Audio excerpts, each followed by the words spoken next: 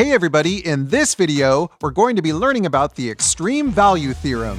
The extreme values of a function are just the largest and smallest values of a function on an interval. And the extreme value theorem states that if a function f of x is continuous on a closed interval a to b, then f of x has both a minimum and maximum value on the interval a to b.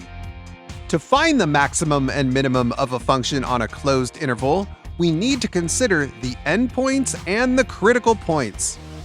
Remember, the critical points of a function are where the derivative of the function equals 0 or does not exist.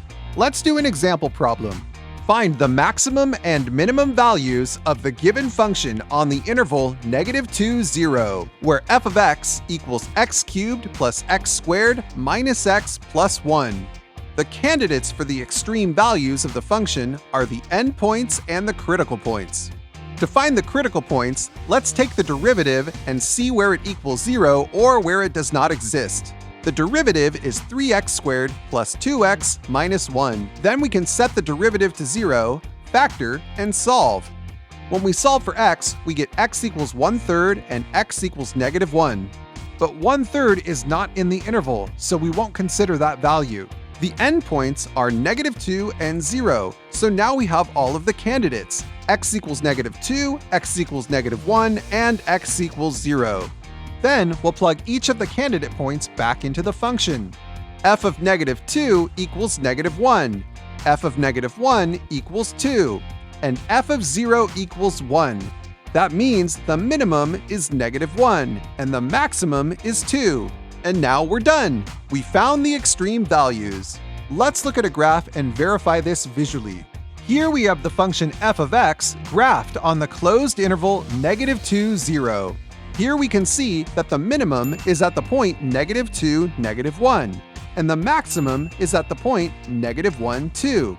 These are the extreme values on this closed interval. Let's do another example. Find the maximum and minimum values of f of x equals the absolute value of x on the interval -2, 1. So we need to find the candidate points. The candidates are the critical points and the endpoints. Well, the endpoints are x equals -2 and x equals 1, and the critical points are where the derivative of this function equals 0 or does not exist.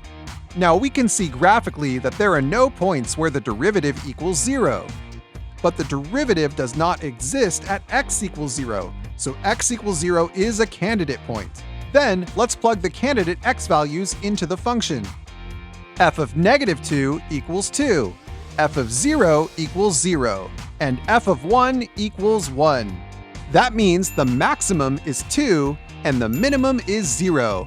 We did it! We found the extreme values on this interval.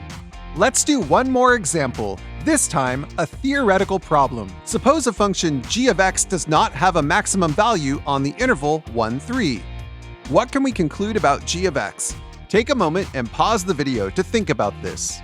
Remember, the extreme value theorem states that if a function is continuous on a closed interval, then it must have a maximum and minimum value on that interval. Since g of x does not have a maximum on the given closed interval, we can conclude that g of x is not continuous because of the extreme value theorem. Note how I reference the theorem in the conclusion statement. This is a good habit to get into and something that you want to do when writing conclusion statements. Here's an example of what g of x could look like. Here we have a parabola opening downwards. As you can see, there's a discontinuity at the vertex. That means this function does not have a maximum value on this interval. Let's end this video with a couple of tips. If a calculus problem asks you to find the maximum and minimum values, this means you need to find y values. Many students make the mistake and give x values when instead the problem is looking for y values. So make sure you clearly understand what the problem is asking. Also, be aware of vocabulary that refers to extreme values. For example, a problem might want you to find the absolute extrema on an interval. Extrema is just the plural of extremum, which means an extreme value. So extrema means extreme values. Just keep on practicing, and your calculus will reach extreme levels of awesomeness. And that's how you rock calculus!